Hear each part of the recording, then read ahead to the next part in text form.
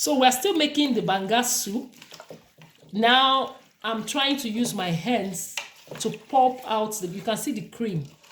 If you travel to other parts of the world, you see that this cream, they pack it, seal it in a can, and sell it to us in African stores, when we visit African stores.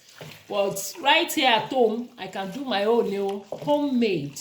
Now, after a while, since I've gotten this now, I don't really use my hands because it's homemade. I'm making it in my house. So I'm not making it for sale. I'm making it for myself and my family. So I can use my hands to pop this out. That's how we do it. Yeah.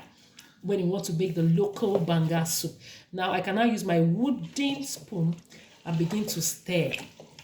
I stir until I have what I want. It's now time for me to extract and return all the juice to the pot so we can start the cooking. Don't go anywhere. It's Gourmet Guide 234 Kitchen. My name is Lydia AK and we're making banga soup, homemade banga soup. I'll be back very shortly. Oh, it's time to start the cooking. Let's go. So now I've extracted the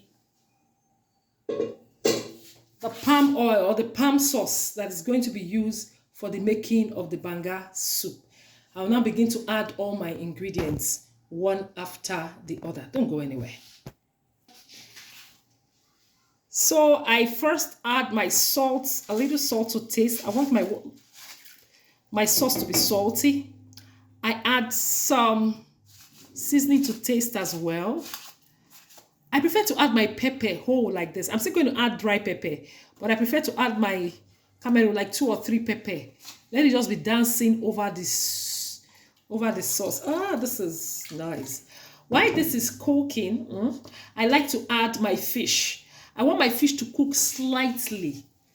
After cooking for like 2 minutes, I will now remove all the fish from this pot.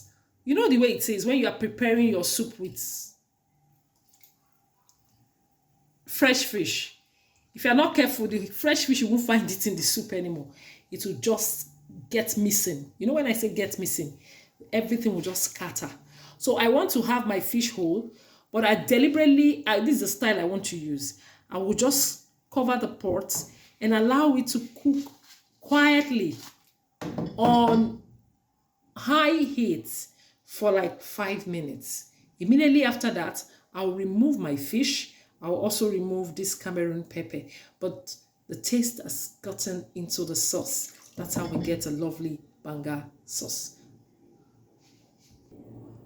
Oh, you said, Lydia, it's only up to 5 minutes and you are back. Yes, I want to add a little of my pepper soup spice so that all this will go into the fish that is cooking. Yes, this is just what it tastes for now. I'll just leave it like this. I'm going to add my onion, and of course I'm going to add some thickeners. It's deliberate. I want the thickener to boil alongside the fish and all other ingredients so that everything is all mixed together. So while this is cooking, I'm now adding my blended crayfish and shrimp. I blended this to make it very smooth so that you don't have the issues of bone. Hey, Lydia, the bone from the shrimp or the bone from the crayfish has given me wahala. No, it's not there. So I blended everything together. Let me still add some more. How can you make banga soup? For me, how can you prepare banga soup without shrimp, without crayfish? How will it look like? See, this is very watery. Don't worry. By the time we finish our cooking, you'll see how tasty it will look. So I'll just cover now and then we'll start the cooking. It's now time to add the onion. If you notice, my onions are big and chunky. It's deliberate. The remaining onion, I will just add to the blender. I'll also add the remaining Cameroon pepper, blend everything together and add to this pot. I'll also add the dry ground pepper. And then we'll go. All right, for now, let's cover the pot and let's start the cooking. The banga soup in the Gourmet Guide 234 Kitchen. So, welcome back. This is still Unilag.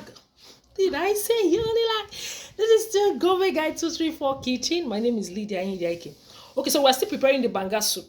Like I said, you can see the Cameroon pepper, and you can also see the chunky onion. I want to add this uziza seed, just very little, to give it that cool local taste. This is Banga Soup, the gourmet guy 234 way. So I'm going to blend all this together, bring them into a beautiful proper mix. Then I'm going to add them to the pot. Everything is going to cook together. Don't go anywhere.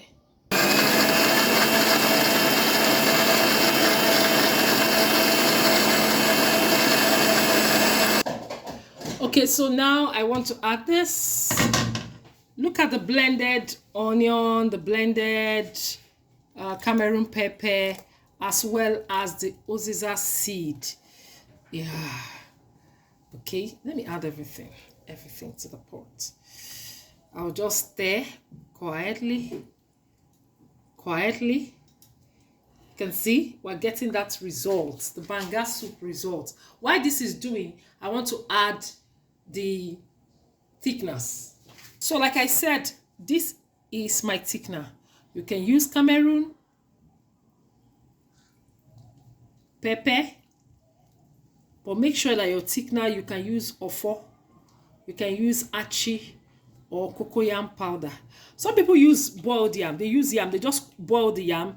The yam will be cooking alongside the soup until the yam melts into the Banga soup. Okay, but some people say, no, Lydia, I don't want to. I prefer to cook my Banga soup like that. I don't want to add any thickener. I will cook until it thickens by itself. That's another good one.